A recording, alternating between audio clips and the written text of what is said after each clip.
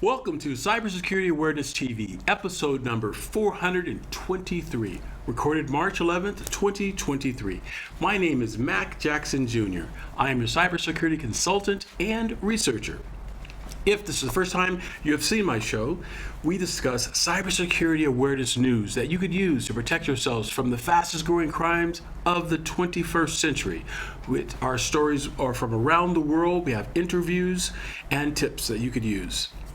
I want to give a shout out and thanks to everybody who's supported our show and been part of our cybersecurity community to bring this information to the public and ways to protect yourself. I also want to give a shout out to all my students at DeVry University listening to our show here and our podcast as well.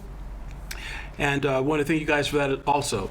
If you want to find out more information about my company and what I do, you can go to my website at macjacksonjr.com. That's macjacksonjr.com. If you need to have cybersecurity, business policies, and testing of your employees to make sure that they are on top of their game and aware of different types of cyber threats that can affect their jobs, definitely give my company a shout out. And that's at Vanderson Cyber Group. That's Vanderson Cyber Group. Remember, folks, we're on all social media, so remember to share, like, subscribe, and hit that notification button. All right. In today's episode, we're going to talk about cyber threats that are evolving from around the world. We have stories for you that's going to be amazing, like we do every week, folks, to keep you aware of what's going on and the cyber threats that can affect your business.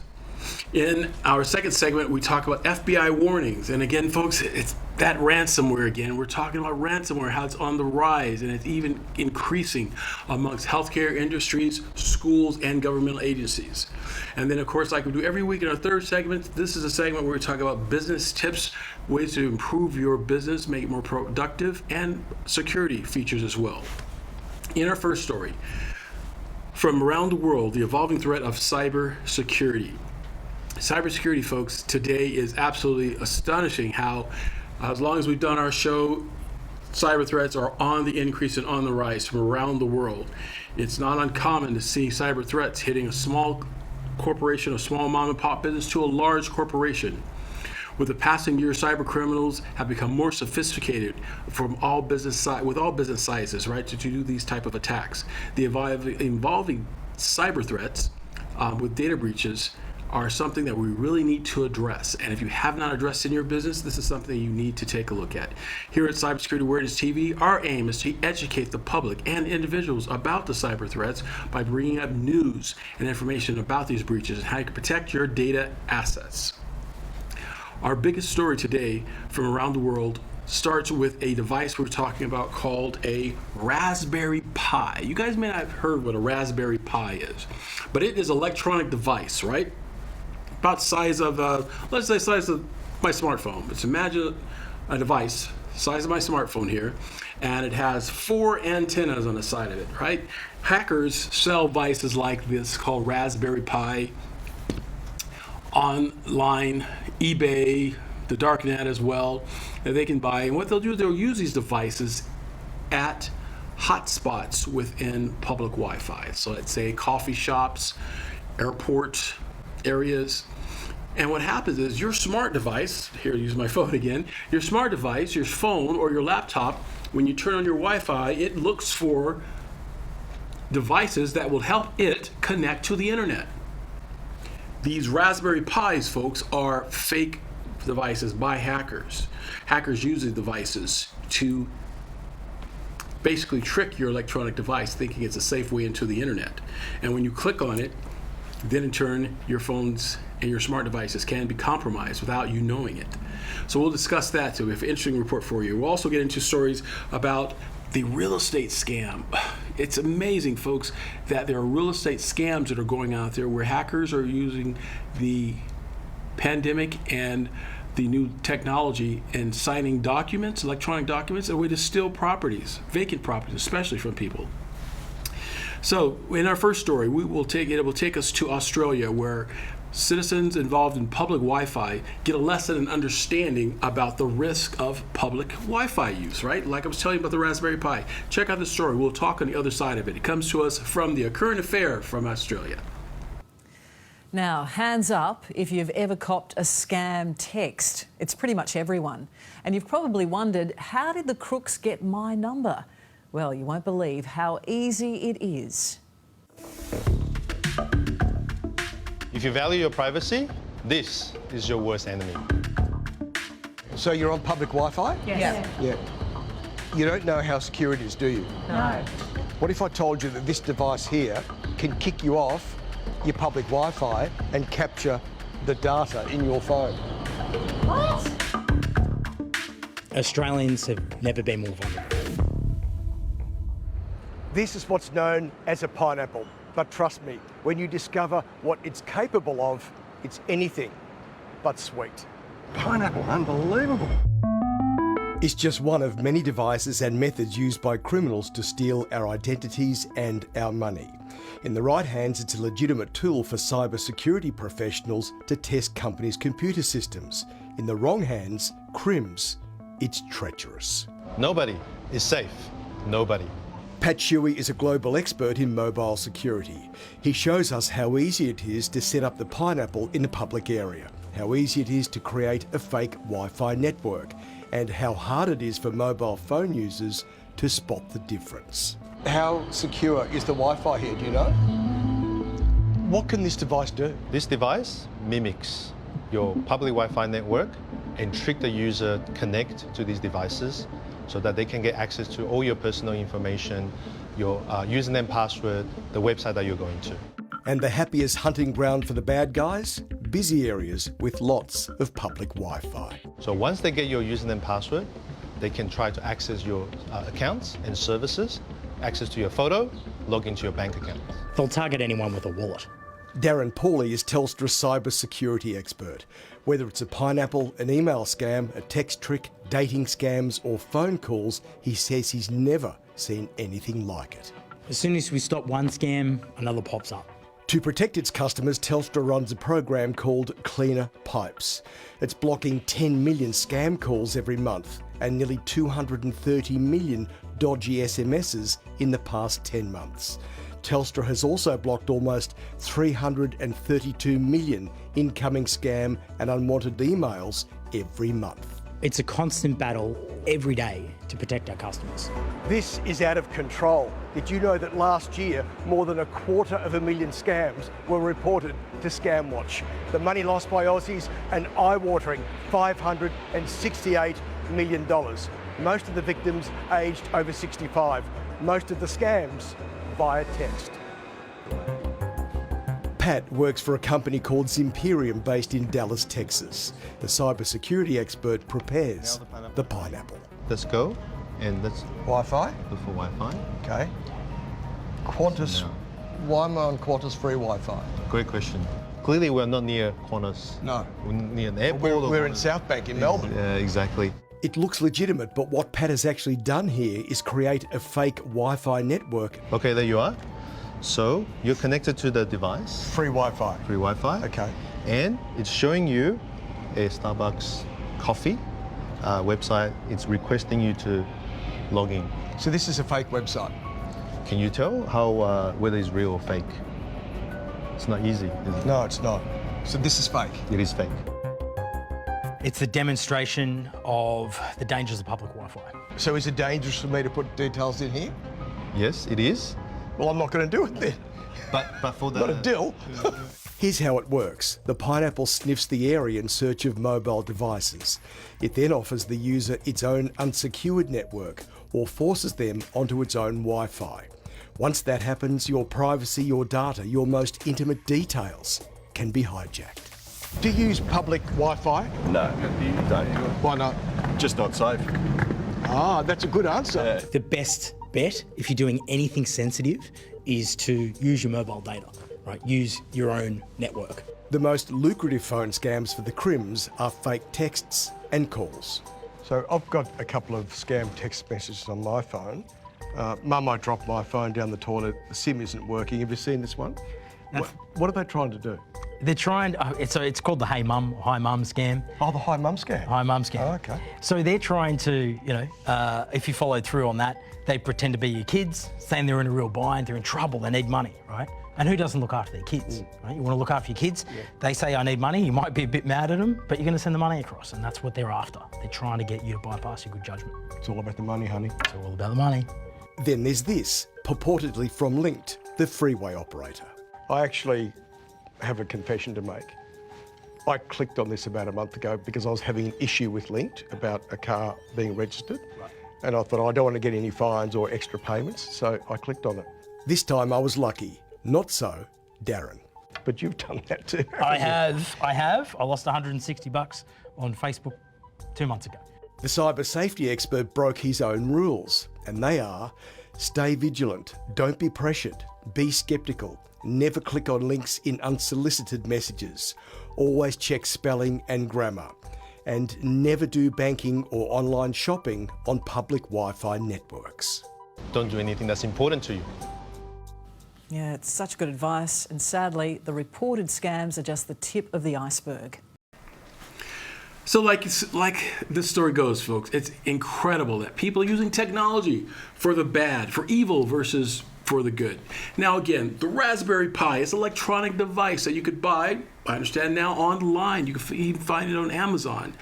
But what happens is hackers will use the Raspberry Pi, which is nothing more than a small computer, folks. It's a small computer that has wireless transmission of radio frequency antennas connected to it. And they will put in there, in this Raspberry Pi, not sugar and cream and raspberries, they'll fill it with electronic components to mimic a Wi-Fi connection. And by mimicking these Wi-Fi connection, they can then divert your laptop or smartphone into attaching onto it in order to get to internet. Now, what does this mean? Like you've seen in the video there, the hackers would act like a man-in-the-middle attack, which means we call it in our world, in the cyber world, ghost in a machine. It's like somebody over your shoulder watching every keystroke that you do while you're online, or while you're online with your bank, watching your user ID and your passwords, your communication with your work, right? All your private personal information. That's why it's very important that you, if you're going to use public Wi-Fi, is to not use public Wi-Fi. That's the moral of this story. Don't use public Wi-Fi. Purchase a small device that you have your own personal hotspot.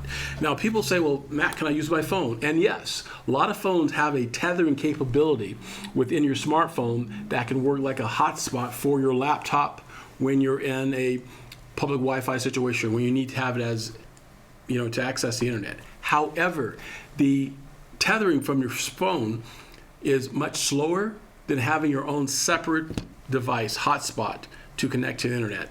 In other words, if you're using your phone to do it and a phone call comes in, well, now your internet slows down that you're utilizing because the phone call takes priority, right? So that's why we recommend having your own personal hotspot to give you the extra layer of protection. Now, our next story takes us from Australia back to the US, to Wisconsin, right? Where the property title fraud crime is on the rise, and it has hit Wisconsin and other states around our 50 states here in the U.S. This is becoming very, very intense and of a concern to attorney generals around our country. One of the scams that the attorney generals and the real estate professionals should be aware of involves cyber criminals posing as property owners to trick real estate agents into selling property that they don't own.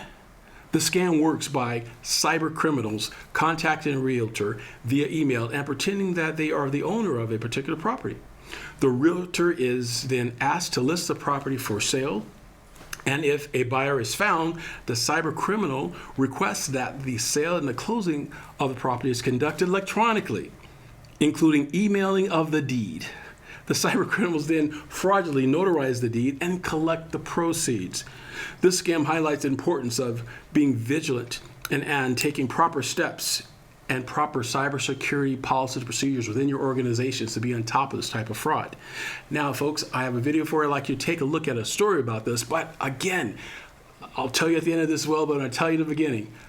Make sure that you tell someone in this industry that you know about this type of crime to be aware of. Check out this story coming to us from the State Bar of Wisconsin. Property fraud is as old as, well, the Old Testament. Some of you may recall the story of Jacob conning his father Isaac into giving him his older brother Esau's birthright, which presumably included the right to inherit the family property. Recently, however, scammers have come up with some new schemes that real estate lawyers should be on the lookout for. I'm Jeff M. Brown, legal writer with the State Bar of Wisconsin. With me today to talk about online real estate fraud is Sherry Hippenbecker, a lawyer who works for the Knight Berry Title Group. Welcome, Sherry. Thank you, Jeff. I appreciate the opportunity. Thanks for the opportunity to be able to talk to the real estate attorneys here in the state of Wisconsin about seller impersonation fraud, which is the newest scheme that we're seeing from cyber criminals that has eked its way up to the state of Wisconsin. It started in Florida in January of 2022, so about a year ago. And as all good frauds start in Florida and then they eventually get to Wisconsin. It's here, and I suspect it's here to stay until we educate enough people about this fraud and the criminals go away. Thus, this is the opportunity here to start education. Great. What are some of the red flags? And if you could maybe just describe how this works, because I think most of us have either been through a real estate closing ourselves or represented clients through real estate closing. And I know when we purchased the house that my wife and I live in, we actually went to the office and had our documents with us, and the seller was there, or the seller's representative, I don't recall now, but there were people sitting across the table in a conference room. This must be something where that's not the case, correct? That's absolutely correct. So an online criminal identifies property, a lot of times it's vacant land, and says, I'm going to try to sell this vacant land. I'm going to try to impersonate the seller. Many times they try to fool a realtor into listing that property. Realtor lists the property, finds a buyer, and then they work with a title company all electronically online to be able to eventually get the deed emailed to them, signed, notarized fraudulently, and then sent back to the title company to record. They take in the buyer's money and they send the money to the fraudster rather than the real owner of the property. From soup to nuts, they're impersonating the person that owns that real property and convincing and fooling people all along the way that they're the right person to be able to sign that deed. This is new to Wisconsin, but we've seen probably in the last month, my company's seen at least 5 of them, and we've stopped all of them because we've trained our staff. So we wanted to bring this, to the wider audience to describe it. I'm just going to share my screen for a moment, Jeff. Great. We do have on our website, Knight Berry's website, we have an article about the seller impersonation fraud. Included in that article is a bulletin from the Secret Service about this, because it's pretty rampant across the entire United States. It started in Florida, but the criminals saw that it was successful. So they said, why don't we go outside the state of Florida? What are we looking for? Well, these are the common red flags how we've trained our staff, and then we're hoping to make everybody else aware of it. First of all, the cyber criminals are really looking at unimproved or vacant land. And one of the reasons they're doing that is because they're trying to convince a realtor to list the property. And the first thing a realtor does, if you have improved occupied land, they're going to let me walk through the house. Let me walk through the building. And the cyber criminal certainly doesn't have the keys to the house or the building. So they're like, hey, it's vacant property. Go on that property whenever you want, realtor. And they try to convince them that way. Many times the properties. Sorry, go ahead. Any distinction? So I'm thinking unimproved land. We sold a portion of the family farm a while back after my father died, and that was unimproved land. You could have a lot overlooking a lake. Is there any distinction? Do they care? A lot in a subdivision, or is it just unimproved land in general? Unimproved land. I mean, that's the easiest one for them to do it. And they can identify, look, nobody needs to meet a realtor or a buyer at the property and walk them through. They can say, just walk it on your own. So that isn't to say they're not going to go towards improved land. We had one the other day that there was on a property on a lake in northern Wisconsin. It was the vacant lot, and right next door was the second home for the people that live down in the southeastern part of Wisconsin. And it was listed twice by 2 different realtors, and we kind of addressed that as well. There's going to be communication between the fraudsters and whoever it is that they're trying to fool is primarily going to be by text or email, although the fraudsters have figured out a way to be able to pick up the phone and spoof a phone number and spoof a voice to be able to make that initial point of contact. And then from there forward, try to do email communication. Typically, they want to do the transaction as fast as possible because they realize the longer this is strung out, the more likelihood somebody's going to be able to catch the fraud. Here's the big thing right here. Seller insists on identifying their own notary. Part of this fraud and the way it works is that we used to have this thing where we would email to people deeds for them to go find their own notary to be able to sign and send it back to us. That doesn't happen anymore. And at least at my company, we control the signing because we know that they're taking it, they're getting a fraudulent notary stamp and sending it back. So we say to know that anymore. And we use this tool called remote online notarization a lot as well. Obviously, the ID presented is a forgery. I have tons of examples I can show people where we're getting fraudulent forged passports. And here's the end of the day. What are they really trying to do? They're trying to get funds, money wired to them that they can hold in their accounts. So they want funds wired. Sometimes it's domestically, many times it's overseas. So what are we doing? I'm sorry, go ahead. A couple of questions. So with regard to the ID presented as a forgery, right? That used to be very easy. That's obviously more difficult now with driver's licenses. Some of the examples you showed in the materials you sent me ahead of this were passports. And not that it matters, but I'm just curious. I think we've all seen the spy films where there's some old guy in a dank apartment in Amsterdam, and he's got the monocle on and little tweezers, and he's faking a passport, right? But that, those are typically films from the 70s and 80s. Hasn't that gotten harder as well? And how are they able to mock these things up? And is there any way to catch it at that stage? I'm sharing with you on my screen all of the alerts that we've received from Florida regarding seller impersonation fraud. It goes on and on and on. We're just going to go ahead and grab one of them. Mm-hmm. And many of the alerts show, and you can see this is what I get on a daily basis. So I just throw it in here. And many of the alerts show, there's the fraudulently prepared passport that was provided. From Germany.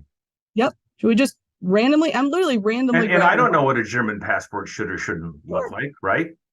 Unless I'm a customs agent. So that is one it typically a foreign passport? Usually it's a foreign passport, but we've had domestic stuff as well. So I don't know. Here's another one. Here's a domestic one. Speaking of. Right. And nor do I know what a Pennsylvania driver's license should look like. Yeah. Right. Are there any countries to which they want the money wired more than others? And should you worry, say, the difference between Ghana versus Canada? You should always worry about wiring internationally, in my mind, because even Canada, mm-hmm. because your ability to be able to collect money once it's left the United States and left the control and domain of Secret Service or FBI is certainly limited by the country that you're going to. And then, frankly, actually, once the money is wired, it usually gets turned into cryptocurrency and goes into a crypto tumbler, and it's very difficult to be able to recollect those funds. So international wiring is something we choose to avoid because of concerns about that. But even if it's wired domestically, again, it'll be switched over into a cryptocurrency, crypto tumbler, and then it's difficult, if not impossible, to recover those funds. What is a crypto tumbler? Is that like the machine in the bank where you go dump your coins in and it spits out a receipt? Is it something akin to that? So I am no IT expert. I don't own any cryptocurrency in my stock, but that is my understanding. Okay. I mean, we work with a company called Certified. It's the gentleman that works on that described it pretty much like that. And that's how I visualize. The money goes in and it gets separated out. And you trying to follow going all those different locations, because there's how many types of different cryptocurrency, too difficult to track down. And of course, if it's outside the domain of the United States, we just don't have the recovery services that we have in the United States. Going back to, so thank you for asking those questions. And of course, pop in, this is interesting, scary stuff. The role of currency, is that why the Secret Service is involved? Because when you mention the Secret Service, I'm thinking back to that movie Firing Line, where people talk about the Secret Service being, protecting the president and other elected officials, and also counterfeiting. Yes. Yes. Okay. Yes. The Secret Service is definitely the company, and the reason, so the company that we work with on wire transfers and issues to make sure they're done safely is called Certified, and they have a relationship with the Secret Service because the Secret Service has relationships with many of the banks in the United States. So if money has been sent, the Secret Service can immediately go to that bank, to the fraud department, and put a halt on those funds in that account. I can't pick up a call a bank and go, stop, money in your account is fraudulent. They won't listen to me, but they probably would listen to the Secret Service. Okay. So what are we doing to sniff and stop these frauds? Well, we're doing things like this at my company. We're trying to inform and educate, because the more people are aware of it, the more likely these criminals are going to stop, because they're not going to be successful. We always scrutinize communications. Are we talking just emails and texts? can we actually pick up the phone and call them or join them on a Zoom like we're doing right now? We actually will send a letter out to if it's a vacant property, we'll look at the tax bill and we'll go, oh, the address where the tax bill is sent is not the address of the vacant property. It's someplace in Milwaukee. We'll send a letter out to the actual owner of the property in Milwaukee, or if it's Ontario, or if it's in Brazil, we've done it at different places, that says, hey, there's this fraud out there, and we just want to make sure we're talking to the right owner of that real property. And then we require forms of ID. We try to have a video call. If the deeds are ever sent to an embassy to be signed, we verify with the embassy, or we do what I talked about earlier. We try to control the signing. We are the ones that want to set up who the notary is going to be, whether it's domestic or international. We try to use a remote online notarization. We just don't want to be fooled. So we're taking these extra steps to protect transactions, protect your clients, really just want to make you aware of this. Hopefully you don't get affected by it, but it's here in Wisconsin, starting in, I think I saw my first one in October of 2022. It was a vacant lot that was over $300,000, had been listed 3 different times for sale because 3 different realtors weren't aware of this new fraud that's going on. I don't blame the realtors at all because we need to educate. So we're trying to educate. So there's no single database where you can go see who signed up to sell a piece of property, such that one of those realtors could have gone on, typed in the address and seen, oh, realtor A and B are already signed up for this. Why am I being asked to? Yeah, I mean, the realtors certainly can look at MLS if they've been listed on MLS. The latest one that we had in northern Wisconsin had been listed on MLS. One of the realtors pulled it back. Another realtor was fooled, listed on MLS, and the first realtor reached out to the second realtor and said, hey, this was a fraud. So sometimes that certainly helps. I mean, again, it's more about education and awareness. Sure. We had a deal last week in Florida where there were 6 vacant lots. The criminal reached out to 3 different realtors to list 2 vacant lots. So vacant lot 1, 2 was listed with realtor 1, 3 and 4 was listed with realtor 2, and 5 and 6 with realtor 3. They had signed offers on all of those vacant lots, and they'd gone to 3 different title companies to sell. And then we identified the issue, stopped it, and then reached out to the other title companies about the issue and the other realtors. Again, it's all about awareness. As people become aware something seems fishy, maybe there is, maybe you got to dig a little deeper into it with some of those ideas that we suggested. And if anybody else has any other ideas on how to stop this, please bring them on, because these cyber criminals are pivoting and we need to pivot with them to stay ahead of them. Right. Really a cat and mouse game, eh?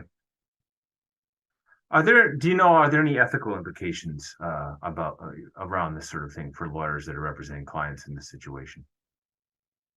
I'm not. So if you're representing a buyer and they get fooled into buying a property from somebody who's impersonating the seller, I don't know if it's ethical per se, but certainly that buyer is not going to be very pleased if they find out that they paid however much money for a property that they don't own.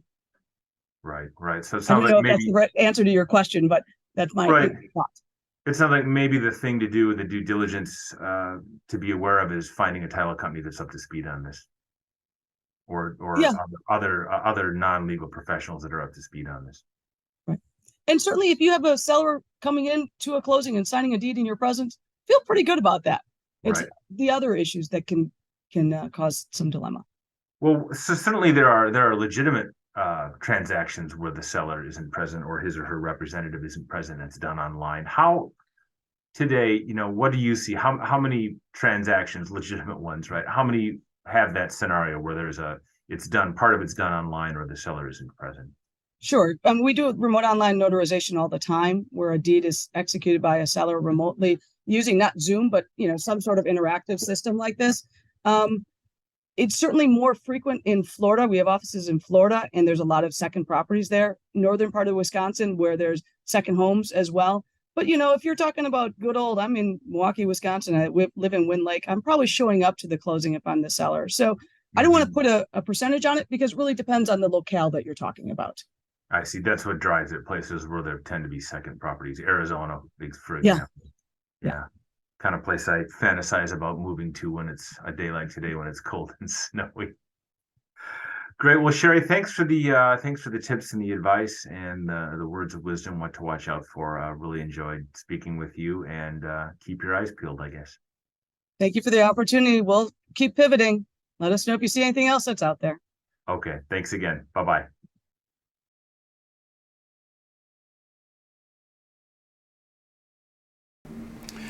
Amazing, folks. Amazing scams that are going on with this real estate. Definitely, folks, tell a friend, people you know about this type of scam, and make sure that you use all proper procedures that the title company or the realtor has. A lot of realtors, they do have, and they are aware of these types of scams, but just let them know and just remind them of things that you've heard and seen from this show as well, and keep the conversation going. That's the most important point about this, is having the conversation fresh and out there where people know about it to protect someone else's. And notice this is on a property that no one has seen, right? This is not like selling a house where the realtor will say to the cyber hacker, hey, well, I'll meet you at the property and we'll take a look at the inside of it. If it's just an open piece of property that's vacant, there's no need for the hacker to be there. They'll say, yeah, good, realtor, check it out. There's nobody there, just a piece of land, an acre and a half or 10 acres or 100 acres, whatever it may be, right? And they could claim to be out of town, out of the country, so they can't be at the property, but they found it by stealing it from someone else. It's very, very important, folks, that we're on top of this. Our next story takes us to our nation's capital, Washington, D.C., where the White House has developed a comprehensive plan to improve the nation's cybersecurity infrastructure, stuff that we've talked about on this show, Cybersecurity Awareness TV, for years. And other cybersecurity experts around the world have talked to our legislators in Washington and around the country that they need to focus on ways to improve our posture and harden our security. The plan for cyber protection of our nation includes several key components, such as increasing the federal government's investment in cybersecurity, improving cybersecurity sharing of information between the public and private sectors, and modernizing governmental IT systems, which is this is great to hear that we're doing this, and we must stay ahead of this because nation states and our adversaries definitely are using this as a way to strike back against us when it comes to cyber war.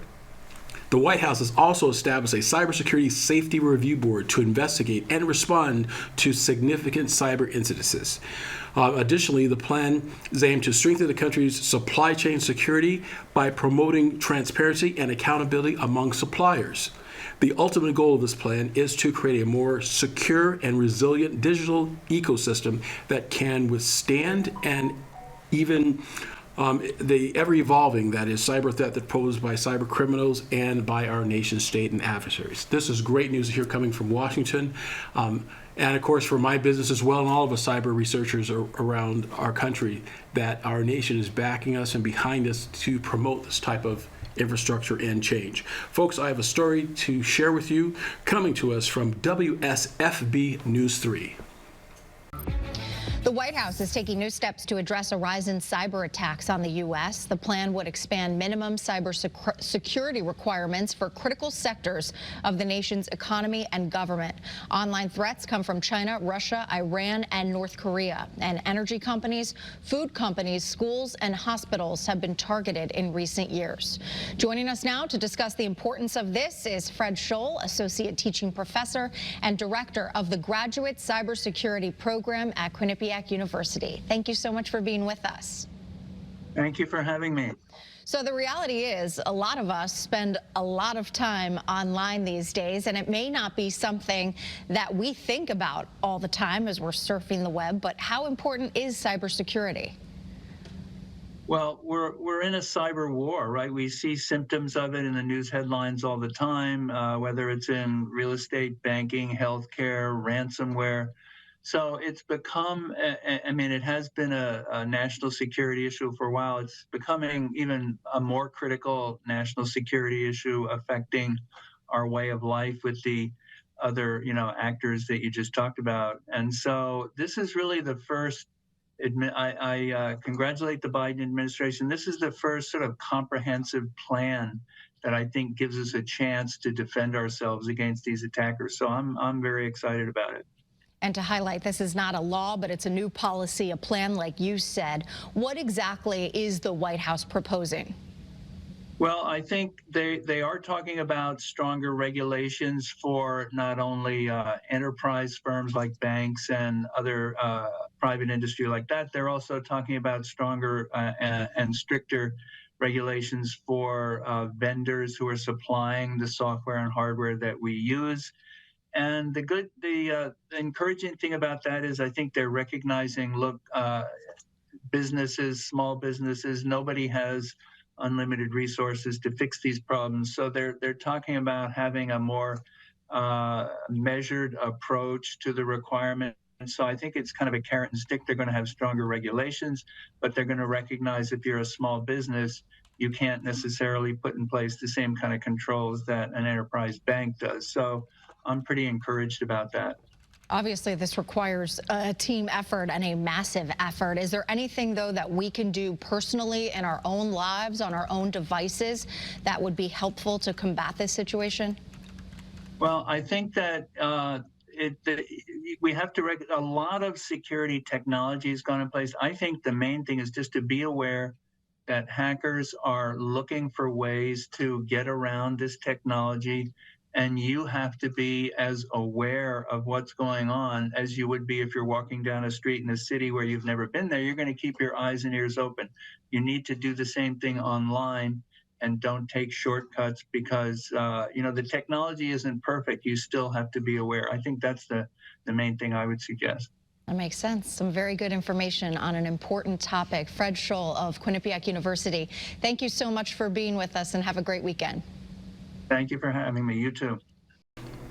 Hey folks, as you can see, there's lots of different things that are going out there affecting us when it comes to these cyber crimes, and we have to be resilient and be on top of it, folks. These criminals are always looking for ways to compromise our personal identifiable information and try to exploit anyone with a social security number, a birth certificate, or anyone that they can find valuable, folks. It doesn't matter what race, creed, or color you are, long as you are a human, folks, that has a social security number and a birth certificate. These hackers are looking for you, folks.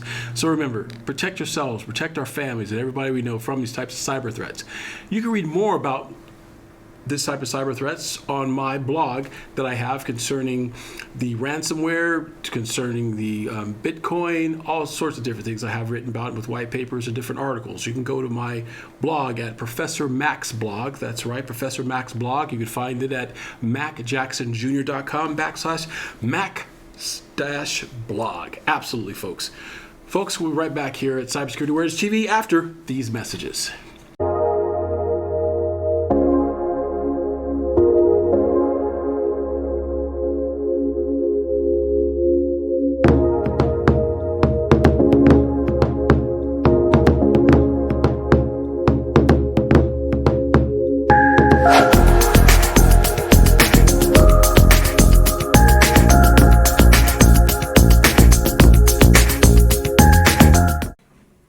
Hi everybody, Aaron Phillips here, inviting you to join me every Saturday from 12 to 1 p.m. right here on Worldwide Digital Broadcasting TV on my show, Aaron's Hour with Aaron Phillips.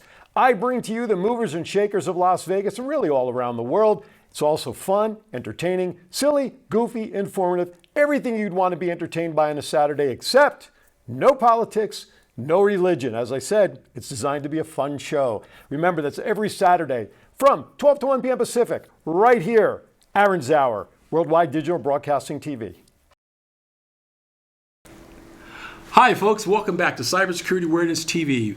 I'm your host, Mac Jackson Jr. In this segment, we're talking about warnings from the FBI regarding ransomware. Yes, folks, again, ransomware is on the rise. Ransomware, folks, attacks have become more increasing and prevalent across the U.S. These attacks attack businesses and individuals alike. These attacks involve the use of malware to encrypt the victim's files and demand a ransom payment in exchange for a decrypted key. So which means that, folks, these criminals are brazen enough to lock up your computer, your device, and with a 1-800 number, brazenly enough, for you to call and pay a ransom, or then give it a decryption key to you to get your data back, if they even decide to do that. There's no honor amongst thieves, folks. In recent years, high-profile ransomware attacks have impacted critical infrastructure such as hospitals, schools, and governmental agencies. The costs associated with these attacks are not just financial. They are a result of a sophisticated disruption in business operations and the loss of companies' sensitive data. As a result, cybersecurity experts like myself have stressed the importance of proactive measures such as backing up your data, right? Back up your data, have regular backups and restore, have practical exercises, business continuity, policies, procedures for your organization, employee training, and a robust protocols to prevent and mitigate these type of ransomware attacks that can affect your business and individual. Folks, I have a story to share with you from Seattle regarding a ransomware attack that was absolutely incredible what these hackers were trying to do. The story to you comes from Fox 13 News in Seattle. Check it out. Ransomware attacks have been hitting major companies all over the country. That's when cyber crooks block access to companies' computer systems until they get payouts. Reporter Jake Carolexis is in Seattle today with more. So, Jake, what more do you know about these attacks? Well, Hannah and Brian, cybersecurity experts say that hackers have gotten smarter in executing these ransomware attacks, and they figured out how to target higher profile groups for more money. Ransomware attack targets in just the last couple of months include Dish Network, the City of Oakland, the U.S. Marshals Service, computer chip distributor MKS, and Dole Food Company. And these attacks are costing more money. The latest data from IBM shows the average payout of a ransomware attack was around $1 million last year. A cybersecurity expert we spoke with says one thing he's noticed with the recent attacks is how hackers think about pressuring their targets to pay up. I want to be able to cause business impact. I want this organization to feel the pain so they're incentivized to pay me. I want this to then be visible and impactful to their customers or maybe even to the general public. McMahon says part of the reason why it's tough for these big organizations to avoid ransomware attacks is because they have so many online services that are connected with different departments, and it's really hard to make sure that they are all properly protected against this level of hacker. In Seattle, Jake Carolexis, Fox 13 News. Folks, the city of Oakland has become the latest victim of ransomware attacks. The cyber thieves are selling personal information to some of the city workers. That's right, folks. The city of Oakland had a huge ransomware attack, right? And they have said, like lots of companies have stated, they're not going to pay the ransom. Forget it. We have nothing to do with them. We're not going to pay. We'll start from scratch if we need to. We will not be forced by extortion to pay these types of attacks. Now these hackers are becoming as brazen and say, okay, great. So if you don't pay us, what we're going to do is take this data and sell it amongst other thieves in the darknet biosphere. And they will then in turn exploit the actual city workers and victimize everybody on the list in the database. It's absolutely stunning what they're doing. It's like killing the hostage, folks, you know? It's crazy. The stolen data includes personal identifiable information such as social security numbers and driver's license and home addresses of the city workers of Oakland. The attack has been ongoing, and the hackers are demanding ransom payment in exchange for a encryption key. Additionally, according to news stories, the hackers are releasing this information and the databases, like I mentioned earlier, to other hackers in the darknet because the city will not pay the ransom. Folks, this is definitely devastating to businesses, and this is why we talk about these stories and why it's important for you to know and for organizations to make sure they have proper and updated procedures in place. Now, again, folks, when I say update procedures, just because you have backup set up and you have policies written down and you have them on a file somewhere, no, you must have ongoing activity and training and updating your policies and procedures continuously, because the hackers are doing just the same. Our story today comes from KTVU Fox 2 San Francisco. Check the story out. Cuffed by hackers, the city of Oakland tonight acknowledging that cyber thieves have started releasing the personal information of some city workers. It read to me like sort of their last-ditch effort to try to get Oakland to pay something so that they can recoup the costs of their operation. Social security numbers, driver's licenses, and other information, all part of the data reportedly stolen in a ransomware attack. Good evening, everyone. I'm Mike Meeback. And I'm Julie Hayner. The cyber attack has crippled the city's systems and compromised private data. KTVU's Jana Katsuyama spoke with a cybersecurity expert about the hacker group and the danger facing the city and citizens. Jana. Julie and Mike, cybersecurity experts recommend never paying ransom to some of these hacker groups, but this group already has started posting information on their website, which today had more than 1,100 views. And many people here in Oakland are very concerned that their personal information might be exposed to the public. The city of Oakland Monday acknowledged its servers were hijacked by a hacker group called Play. The mayor declined to talk about the issue, and the city administrator's office was dark Monday afternoon.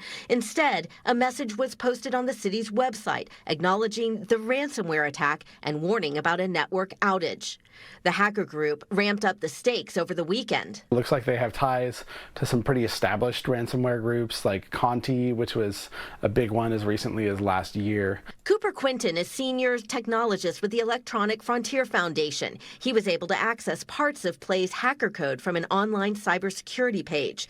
The hacker group's website posted a statement declaring they have access to personal confidential data, financial information, IDs, passports, employee information, and human rights violation information. The website also gives a link to download part of the stolen data, which we've obscured, and the group issued a threat saying if there was no reaction, full dump will be uploaded. They have an unencrypted copy of the data, an unscrambled copy that they could read or give to whoever they want, and Oakland doesn't have access to their own files unless they pay up. In a statement, the City of Oakland said, "We are dedicated to a thorough analysis to determine what and whose information is potentially involved, which will take time to complete. We are also coordinating this effort with law enforcement, including the FBI." We are asking the business owners and those may have information with the city, please check your bank regularly. Many Oakland businesses are worried about their tax and banking account information being made public, and the cyber attack has made a mess of the city's critical computing infrastructure. Many of our business owners,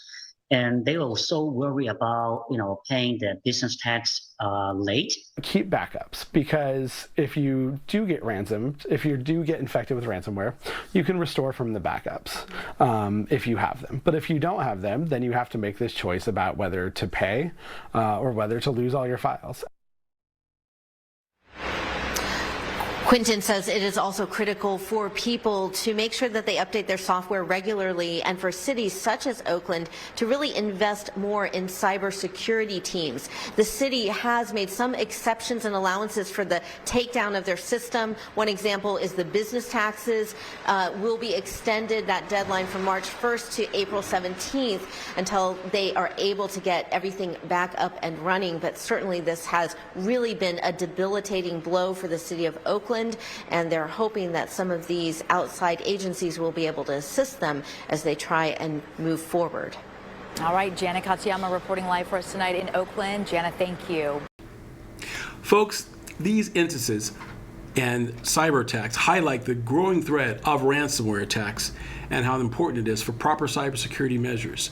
Cities and organizations need to implement robust security protocols and train employees to prevent these type of attacks from happening.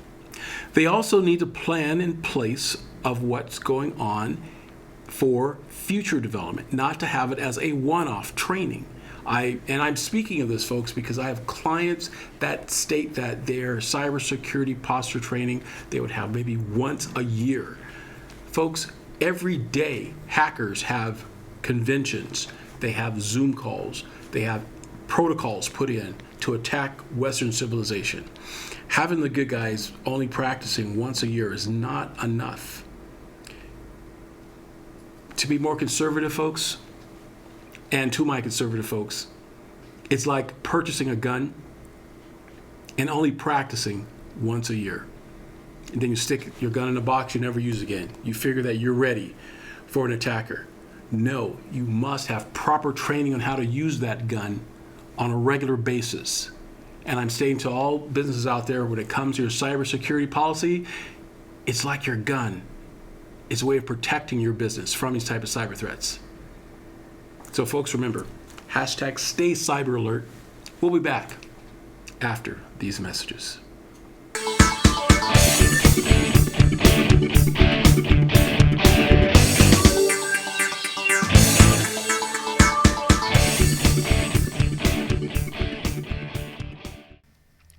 Hello folks, this is Mac Jackson Jr. from Vanderson Cyber Group.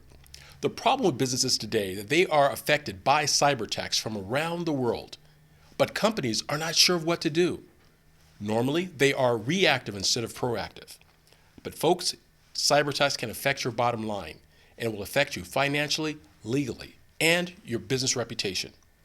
Here at Vanderson Cyber Group, we can help you develop a policy by training your employees on what to do if they are involved in a cyber attack and how to mitigate it and fight against it.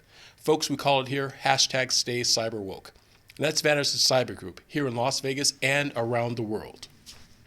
You can reach me, folks, at VandersonCyberGroup.com or my website, MacJacksonJr.com as well.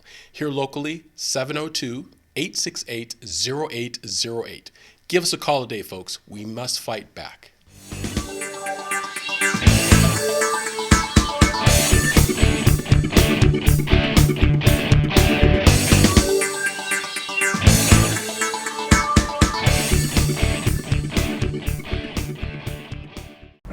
Hey folks, welcome to Cybersecurity Awareness TV. Welcome back. This is segment 3, business tips, folks, to improve productivity and your business safety. This week, I will again talk about ways to improve your business cybersecurity posturing, right, folks?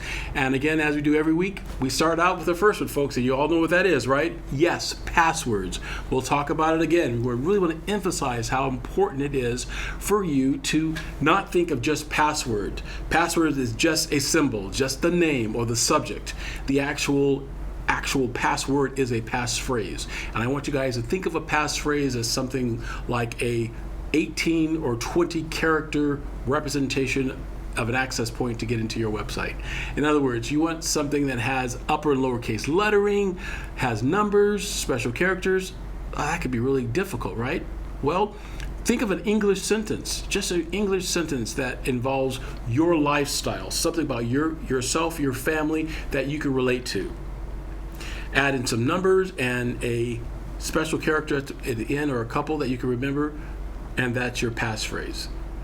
But let's make it even more difficult for the hacker. Use a password manager. That's right, folks, a password manager. And what a password manager does, folks, it will encrypt all the passwords that you use to access the internet, your browser. It will encrypt all of those passwords.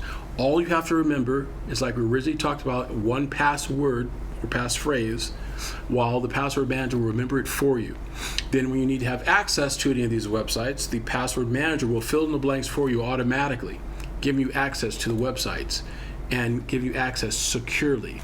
Also, the password manager will use a second layer of access, and that is a two-factor authentication, where you would have your phone to be your validation that it is you trying to get access to the website.